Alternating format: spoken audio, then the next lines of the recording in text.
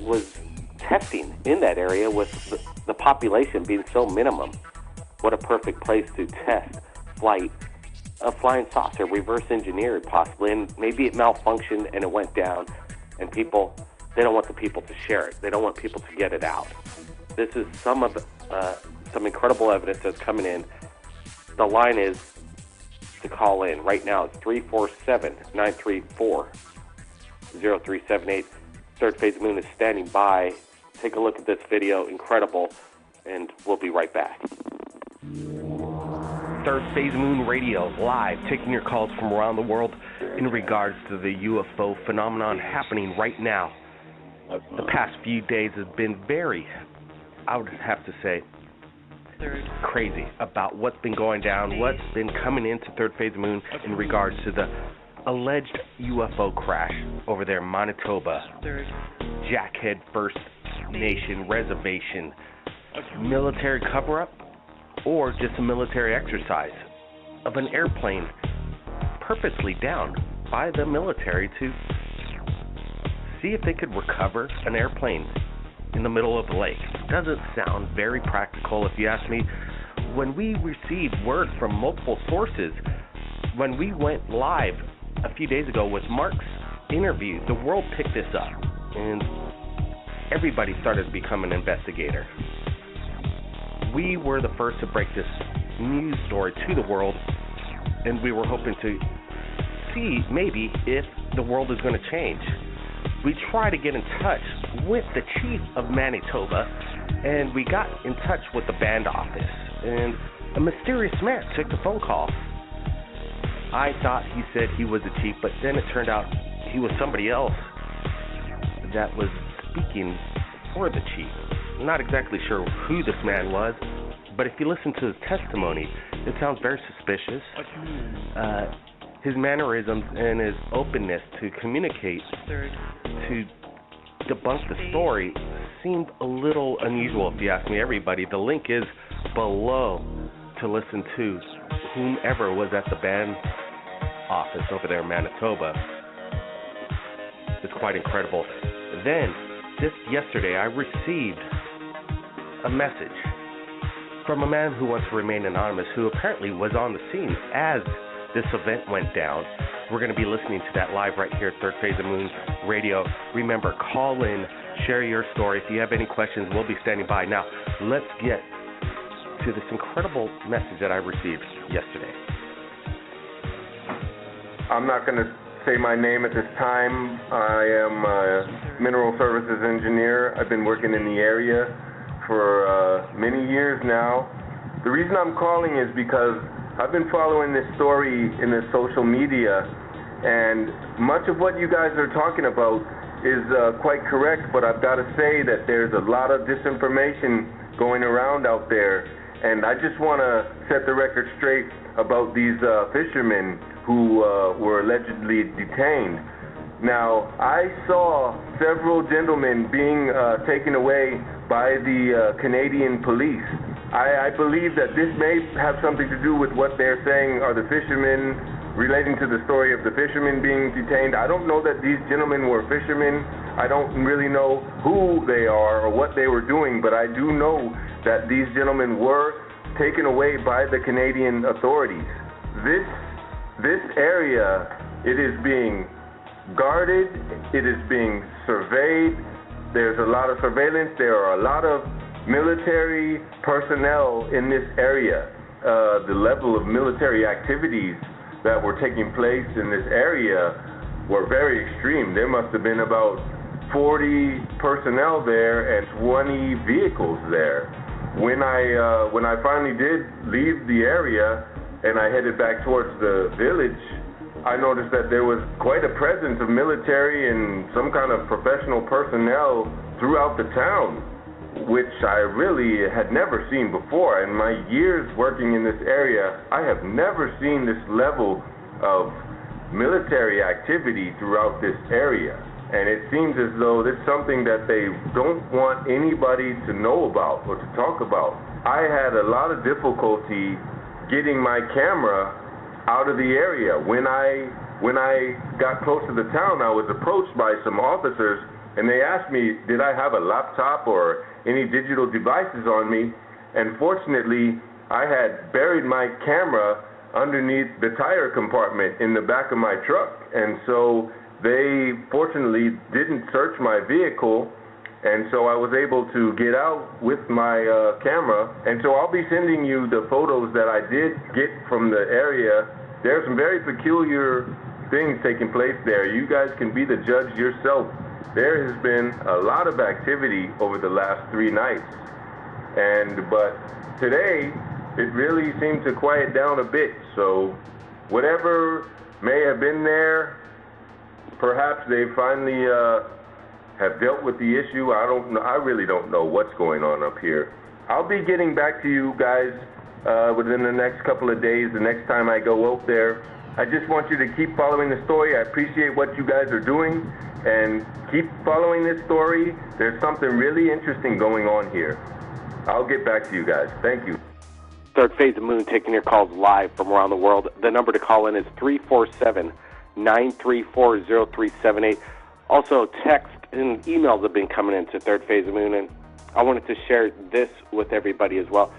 What we're doing right here is we're sharing information that comes in. We're not claiming this is all fact. From day one, we were suspicious from the story, but we said, hey, we're going to share this. And, 12 hours later, when we woke up, we found out multiple sources from different people that had no contact with the original source was saying the same story. So this, I think, still deserves a close eye. Now, here's the text that came in from a man. He called himself David, and he said this in the message. Here's how it goes. Listen to me. I don't have much time, and this mail and email might be terminated soon. My name is David, and I live here in Canada. I was one of the people who witnessed the event. I recorded a video of the military moving away the UFO and a video of the UFO crashed. I have it all. I've realized that I've been watching this for the past few days, and I know I have more information, and they're threatening me. I'm afraid of going outside because they follow me everywhere. You have to believe me. They are real. They are here. A few days ago, I was forced to delete any information I had about this event in Canada. I had time to make copies of the videos and pictures, and I was able to save them that day. So he's saying that he doesn't know if he should send them. He says that he's being forced by the military to delete these photographs. He says that he copied them, and he's worried if he wants to share these or not. Well, we're here, people. We're standing by. If anybody in that area has something that we have not seen yet, any information, reach out to Third Phase of Moon. Share it. We got to break this out. If this is what people are claiming is the new 1947 Roswell experience, everybody, the number to call in is 934, area code 347-934-0378. We'll be right back. Wow, I'm looking at this video, and I want to share this incredibly fast right now. I want to share it. I want to share it to the world. I think I should just get to editing this radio show, showing the up-close, detailed, enhanced video of this flying saucer captured a week before this all went down in Manitoba. Jackhead Reservation, First Nation, is this the spot? Also, breaking news that we just put out yesterday. Ceres, the dwarf planet, captured by NOVA, NASA's satellite, 29,000 miles away, captures incredible photography. And when you zoom in, I'm asking myself, is this maybe the biggest evidence that we've not yet seen in a long time of a possible alien outpost captured on NASA's cameras themselves? We put this photograph out. The link is in the description, and you have to ask yourself, maybe some people are claiming that we were from this dwarf planet, Sirius, and this is where man maybe possibly originated from or existed at one point and then made their way to planet Earth. A month ago, astronomers were looking at this incredible anomaly. While it's very blurry, the video that was coming in, and now a month later, this incredible high-res definition photograph comes in, and scientists and NASA still cannot explain what this anomaly is. They're saying that it could be, volcanic spots, but there's no plumes whatsoever. Volcanoes don't really display themselves in a likeness to this. I think this video needs to be put out there. Kelly, what do you think? What do you think I should do? You think I should get to it right now? You want to see this video that was shot a week ago before all this went down? It's quite incredible.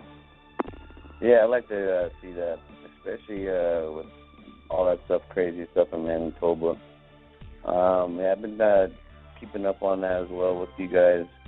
And I don't know, to me, like I listened to that interview with that guy that was supposed to be, I don't know, a part of that office up there. He kind of sounds suspicious to me as well. That's why I kind of like wrote that stuff on the Facebook post that you had on there. Because like all those signs up there, to me, like remember all the signs that you guys pictures of is like, your country needs you or your government needs you. Please stay quiet, or to that effect. To me, that's kind of what's going on up there. I hope we can get these pictures and videos that we'll send out to you so we can all check them out. Absolutely. Kelly, I did find it quite interesting when I did get in touch with somebody, some kind of official at the band office for the Jackhead Reservation over there in Manitoba. But it was a cold call. He gave permission for me to share the conversation, but the way he kind of opened up and was, he didn't even flinch when I talked about the rumors going on in this area about a UFO that crashed into the lake over there. He acted like, oh yeah, that's a regular question that somebody would ask. Well, tell me, what do you find suspicious in that conversation? Let's get a little bit more in depth. I know there was a little bit of confusion because I was looking for the chief. I know the guy's name. I'm not going to say it here on air, but I was looking for the chief, and his first name is John, and David, excuse me, and then he says the chief. That's the chief. He's not in, but I could have swore he says I'm the chief, and then I called him the chief, and he didn't bother correcting me. Kelly? Yeah, I mean, if you listen to it, he seemed to be more like too casual, too laid back, and the way he was explaining everything for him is saying that, there's military up there, and I guess they were at a school or something doing business, and, it was nothing happened, kind of too much to the, nothing here, nothing to see here. That's kind of like the attitude that I was feeling like he was portraying. And then he was, when you guys cut short, you were more or less ending the conversation, he was quick to get off. Or to me, again, your old, the last couple of weeks when we were talking about this was when all those signs that you had, that the pictures that people sent you, that to keep quiet, your government needs you. If even though they were military were up there and they were doing, the Operation Bison up there, I don't understand where they're trying to say that they shot down an airplane, and they're not going to just shoot down an airplane, and just have a land up there. If there's, that's Indian land up there. It's desolate. There's nothing really going on up there except for the military planning and stuff like that. It's just kind of weird because just like that lady was, saying as well, that the military will let people know within the community, hey, this is going to be happening around in here. They do that all the time up here at Camp Pendleton. They'll let everybody know that they're going to be firing weapons, or it's all blanks, but it's going to be really loud. They'll let people know what's going to, the community know at least what's happening. They just don't show up on your doorstep and say, oh, hey, how you doing? We're going to do some exercises.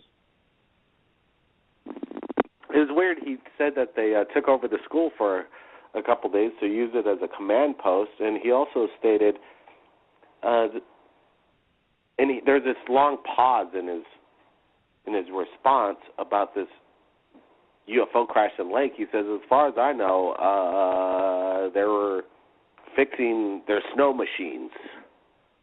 And exactly what he meant by snow machine, I'm not exactly sure. And, yeah, it was a suspicious conversation. And he said I could call back, and I'm going to call back and see if I could get in touch with the chief himself, because where's the chief is the big question. The people were saying early on the chief was the one that was being detained, and he was the one that got the pictures. So everybody, where's the chief? Where's the chief of Manitoba? Come forward if you can, chief, because send it to us. Contact Third Phase of Moon. But as far as the response we got, it was pretty much he closed the case. He said nothing went down, and his business as usual, simple military exercise, non-event. And some people take him on his word for that, and some people, by all means, this phone call that we got today goes against what the chief says, or that person over there at the office that we just shared right here live. So there's two sides of the story. There's more than multiple eyewitnesses that contradict what the man at the band office says. So, military has a pretty good way of, I'm sure if they know what they're doing, they're going to know how to cover this up as fast as possible and keep it as discreet as possible. They've done this before. That's their MO. If in regards to the UFO phenomenon and extraterrestrial existence. Kelly, hey, thanks for joining us right here at Third Phase. Hey, yeah, no problem. But your question to that, what a snow machine is, like even up in Alaska when I used to live up there, a snow machine is just another word that they use for snowmobiles. So if they were up there fixing their snowmobiles, I don't understand, because of mobile units and stuff like that, they're going to be carrying parts. They ain't going to be needing any place to like stop off and fix their vehicles. Anyway, yeah. Well, and the military said that they purposely crashed an aircraft over there, and then he didn't confirm nor deny that report. He said they're fixing snow machines in the lake, and he didn't mention anything about some downed aircraft purposely brought down by the military. So I thought that was interesting as well. Yeah, I mean, why would he say that? Oh yeah, there's nothing up there that there's nothing. I didn't see. I could see my lake. I could see the lake from here. I don't see anything. But when the military's letting the people know, or even the newspaper saying, yeah, it was a down aircraft, that don't add up to me. Yeah, and if there was a downed aircraft, why not just share a photograph or some video of just to set everybody at ease? What's so top secret about recovering an aircraft from a frozen lake, if that's all it was? And then people are claiming, just as we said earlier in the radio show with our conversation, not conversation, but somebody left me a message via Skype, and they stated that they saw people being detained. And what do you think of that? It's kind of, yes, it's hard to grasp what's actually going on down there. It's just, it's quite amazing. Kelly, again? Yeah, that's the thing I want to see. That guy, the interview he had, that if he did see something like that, I mean, he sounds like he's pretty legit. You know what I mean? I would like to see some of that stuff. I would like to see the military around this spaceship or whatever it is that they, claiming that they have. Now, if they're even saying that it's an aircraft, I mean, what kind of aircraft these guys got up there, Again, military is not just going to down an aircraft, especially around, if they're going to be around any kind of village and where any kind of bystanders are going to be at. They're going to let them know. They're not just going to, like I said, they're not just going to, hey, we're going to do this exercise, and next thing you know, oh, well, we didn't blow it out of the sky, but let's follow this thing where it hits the ground, and, let's make sure that no one sees it. It's going to be like all top secret. Even some of the first pictures you got handed out, that everybody's seen online, was like there is no wing, there's no debris laid all out everywhere. This thing looks pyramidal shaped. It's landing through the ice. It's got a long stretch mark. Sums up like that. You can't just And then all these stories coming out, and they're all the guy that you contacted contradicting it. It just don't add up. Some people are putting on the flash ad, and I think it's kind of a common thought here. People are saying right here, and some of them, Robert Francis says that it's because it's a top secret vehicle and they had an accident and they don't want you to know about it, and they have what they have, the technology they have. And it makes sense why they would cover it up. I think that's the most logical statement in regard to this. You have to think logical. Why the cover-up? Why so many secrets? Why the different statements from people on the ground over there? Why is the story continuously changing? Why are people... who is this guy at the office that I spoke to? I want to know that as well. And why aren't they just coming out with the truth and sharing some photos of an aircraft that they downed over there, if that's the case? Everybody, this is the big questions that we're asking. We're going to be sharing this video. You've been watching it right here on YouTube, Third Phase of Moon. We got to get it out. A video of a flying saucer a week before this all went down in Manitoba. And it is the Jackhead Reservation area. Everybody keep an eye out. Keep safe over everybody in that area. This is still breaking news in my opinion. Blake Cousins, we'll see everybody again next time. Please. What?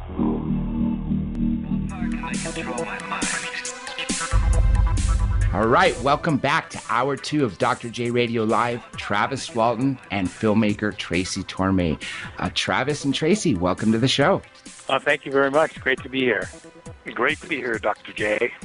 It's an absolute honor to have both of you on at the same time. And Tracy, I believe this is our first time on record finally speaking. So I'm actually really excited to speak to both of you and give the listeners out there a good preview of what you're going to be speaking about when we actually get to this April 4th event. Let me backtrack first and go direct the first question to Tracy.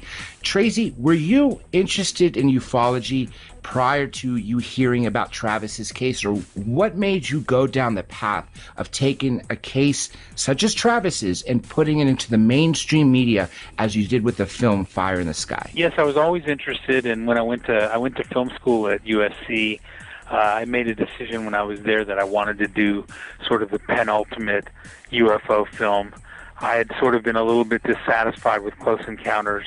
I think there's a lot of good things about Close Encounters, but there were certain things about it that really I did not like. And so I did have an idea from a pretty early stage that I wanted to do a UFO film at some point in my career. Now, when was it that you actually met Travis and started looking into his case as being the one that you wanted to write about and in essence show on the big screen? Well, I owned the rights to the book Missing Time by Bud Hopkins, and I actually spent 3 years in Hollywood trying to launch that as a movie. And at that time, really, people were not familiar with abductions, and so after a long, frustrating time of trying to launch that, I thought, well, maybe what I need is the best abduction story of all time. And I was of the mind back then that was the Travis Walton story. And I second that motion. I definitely agree it is, with all the evidence, the physical evidence, that even at the trees that you could still see the growth there, all the witnesses, the fact that he was gone for so long.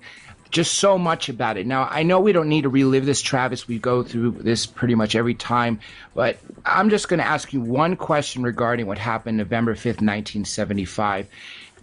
In the past, you've stated what happened, essentially, that you got out of the truck. You were kind of show-off-ish, if you want to put that term, in front of your friends, and something hit you, and that's what rendered you unconscious, and your friends took off.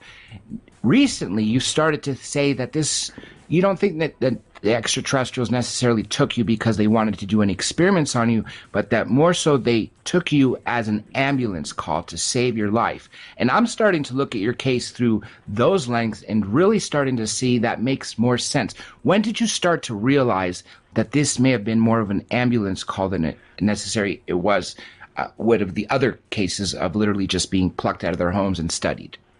Well, it was kind of a gradual process, you know. It was just an accumulation of things over time that just kept pointing in that direction. Plus, you know, having enough time to get over the overriding emotional impact that it had on me at the time, which of course was negative. And, you know, Fire in the Sky did a very good job of portraying that. But, you know, as time went on, I realized that my negative perceptions had more to do with the circumstances that I was in rather than their actual intention. You know, people are always talking about the alien agenda in the singular, and I believe there's probably as many agendas as there are species, and I think there's quite a few species. I would definitely have to agree that with so many different, if there's life on, for instance, just on our planet, going across the pond, you have a different agenda within humanity. If you have species that are completely different in makeup, in their culture, I just imagine that the agendas are completely opposite on that end. Now, let's talk specifically about alien abduction as a whole. I personally think that this is the route that people need to be studying, since this is where you're going to find your answers. If you're looking at UFO sightings reports and you're actually looking at the film of what you've recorded in the sky, that's not going to give you an idea of how these extraterrestrials interact, how these extraterrestrials deal with their machinery, or anything along the lines of giving you an insight into their agenda.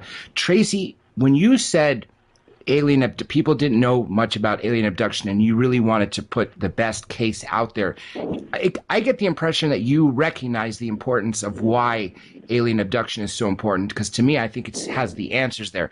Do you feel that's the reason that you chose alien abduction topic per se, rather than crash and retrievals or anything else available within ufology? Well, again, I'm not trying to make the same reference the second time, but Hopkins had a very strong influence on me. I got to know him quite well, and I used to, when I was working at Saturday Night Live in New York, he was living in New York, and he used to call me up and invite me over to sit in on his abduction sessions. So there were many times that I would go into Greenwich Village and be sort of the witness of his sessions, of his hypnotic sessions with abductees. That's how I met Kathy from Intruders, Debbie Jordan, I guess. And so I think that he had a lot of influence on me in realizing that this was a very important thing that was going on and was sort of groundbreaking at that time. And I didn't originally lean in that direction, but again, sort of getting to know Hopkins, and then I was actually the person that introduced David Jacobs to Bud Hopkins and got them together as well. So I sort of got involved in abductions by accident, but it did have a very strong influence on me after the stuff that I'd witnessed. And now, Travis, you obviously, I would imagine, being in your position, all the questions over the last 40 years, probably one of the first people ask you is, what do they look like? What do they talk like? And essentially the same reason why I think everybody needs to look at alien abduction as having the answers to what we're looking for in ufology. Because you've had to answer those same questions thousands upon thousands of times, would you say to anybody out there who's also experienced this that they too should step forward, because they are they hold missing keys to the puzzles that other ufologists need to be looking at? Well, you know, whether people come forward or not, I've always told them is an individual choice. They have to look at how it's going to affect their lives, their own psyche, those immediate family members and associates, not just the world at large. Of course, it would be beneficial for people to come forward, especially if they can document what they're saying. And that doesn't mean that people who can't document aren't telling the truth, but as far as providing the kind of motivation on the part of the public to accept that this is real, there is a kind of an obligation. The old extraordinary claims require extraordinary proof, and at least some indication that people can rely on what they're saying. I definitely agree with that statement you just said, that the absence of evidence definitely doesn't mean there's evidence of absence. And yes, extraordinary claims require extraordinary evidence, but there's certain things that you have to look outside the box for those answers. I think this topic is a little harder, actually a lot harder than anyone else, because of the fact that you don't have as much evidence to deal with. And then more so, you have a lot of people who make up experiences to sort of fit in, and you have to weed those people out. Now, Tracy, in your step to find the ultimate cases and your association with Bud Hopkins, which ultimately led you to having the series of Intruders, the television series, which was based on Debbie, so you saw the process with Bud yourself. Didn't you see how many people had to be weeded out in that process before they got to the level of getting to hypnotic regression? Oh, that's an excellent point, and that's even more true today than it was back then, because so many people now have heard about these stories, and the possibility that they've been influenced by that, even unconsciously, is much stronger. And you're absolutely right. I mean, that was one of the main things even back in those days, was to separate the wheat from the chaff and to separate the true people of experience from people that were sort of wannabes or had fantasies or delusions. And that still remains very, very true with abductions. You really have to be very careful with the experience and make sure that the experience is a real one. But what I did discover was that there was a subculture of people in America and around the world that had had this experience, that didn't want to have this experience. In most cases, they were very reluctant participants in it, which is one of the main problems that I have with the whole abduction process, is that I don't think people are asked their permission to be a part of the abduction experience. They're basically taken whether they like it or not, which basically makes them victims in a lot of ways. And I do believe that. I believe that most abductees are actually victims, and it's not always a very pleasant experience. Exactly why so many people have post-traumatic stress symptoms following these, because not only do they not ask to be a part of the process, they don't ask to be taken at the times they do, driving or sleeping. I just can't even imagine, to begin to imagine the amount of trauma that they go through. But what I can tell you is my experience of seeing each person that steps forward and tells their experiences, the amount of support they have amongst others skyrockets. And then so does the probability that the others around them will come out and do the same thing. And the prime example I have is when Dr. Lear, our beloved but departed Dr. Roger Lear, before he passed, we did 2 documentaries, the first one being the Alien Human Project. And we needed 3 people that had been abducted. Nobody really wanted to come forward except one who was very outspoken at the time, who had something removed. But one of them was a member of Zero, and she asked that her name not be revealed and be filmed in silhouette. We did that. After that release of that first documentary, all her friends, others from the Zero support group, said, well, if she can go out and tell her story, so can I. They came forward and told their story without being in silhouette and with their real names being used. That ended up spawning a whole new set of people that came forward and were inspired to tell their story. And to date, there's been almost 20 that we put on camera who would have never have done so if it wasn't for the pioneers, people such as yourself, Travis. So with that being said, each time one of you speaks or the other, such as you, Tracy, has the opportunity to put their story on the big screen, you truly inspire them. Now, over the 40 years, Travis, that you have been dealing with this, because this story of yours made headlines the moment it happened, how many people have you seen that told you privately that they were taken, essentially come forward publicly that they were taken afterwards? Now, what was the question again? How many people who confided in over the years that from the moment you started talking about your case publicly, that people confided into you that they were also abducted? How many have you seen over the course of despite however many years, even if up to 40, finally come out and speak openly? There's been a few. I can't really name names, but there's been quite a few, and the whole issue of skepticism in good cases versus bad cases. I know there's a lot of people who come to me who report experiences that that I believe are sincere, that it's a real event, but at the same time, I think there's some who are sincere who probably didn't experience something on the same level that I did. And that's one of the kind of the false perceptions, false representations that the skeptical people try to portray about the UFO field, is that the investigators are just blindly accepting everything.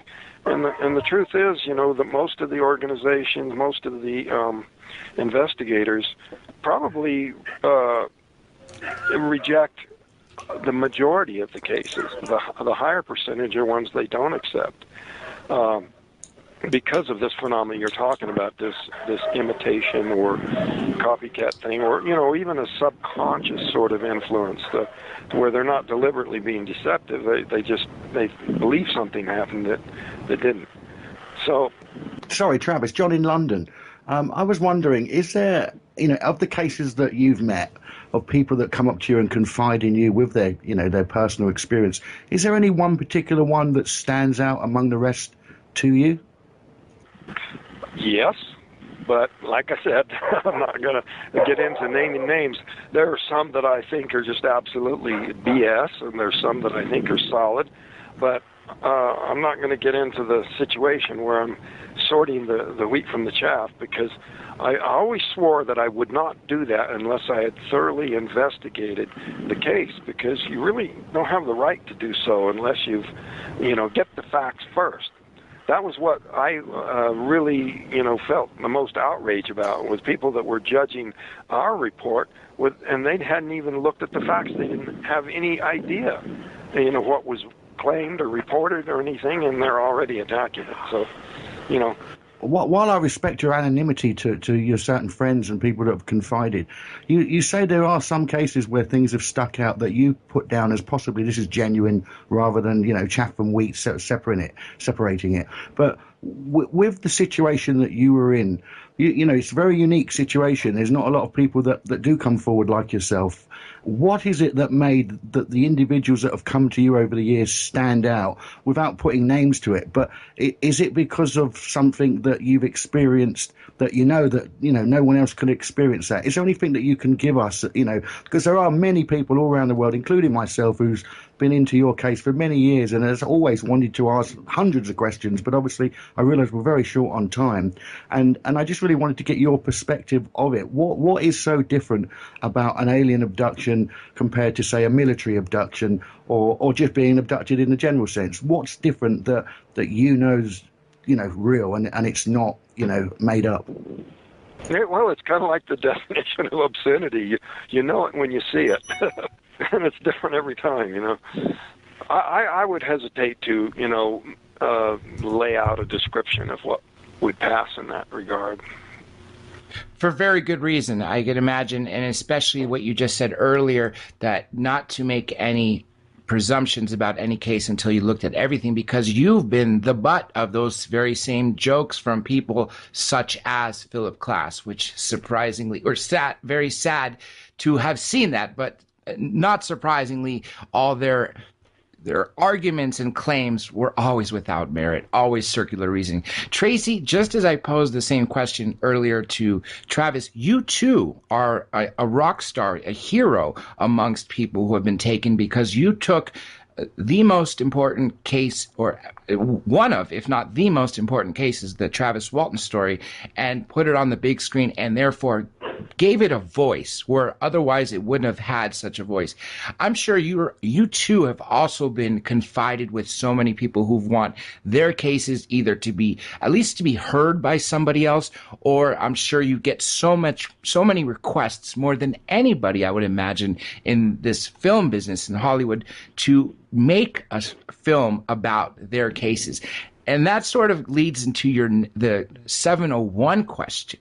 I was just wondering, I know what that number means. I know everyone else here knows what that number means, but everybody listening may not know. Can you talk briefly about what that means? Well, thank you for the kind words, by the way, Dr. J. But yes, 701 was the Air Force study that went on from 1947 to, I believe, 1969. One of the things that we've discovered in doing research for this film is that so many cases were labeled explained that the Air Force investigated, but were really not explained. An example would be there'd be a sighting. The Air Force would say, oh, the planet Jupiter was very bright that night. We think it was the planet Jupiter. Then an astronomer would come forward a couple days later and say, Jupiter wasn't even visible on that side of the Earth at that time. But the Air Force would not then take off the explained category and admit that it was now unexplained. They would maintain that it was explained. So there are a number of cases that are listed as explained, which are silly. I mean, they really just don't stand the test of time. But even despite that, when the Air Force shut down Project Blue Book in 1969, they admitted to having 701 unexplained cases. And when they say a case was unexplained, it was really unexplained. It was something where they had tried desperately by hook or by crook to give it an explanation, and it still had no explanation. So we thought calling the film 701 was kind of like an inside joke sort of amongst us, by saying this is kind of a classic example of how the subject as a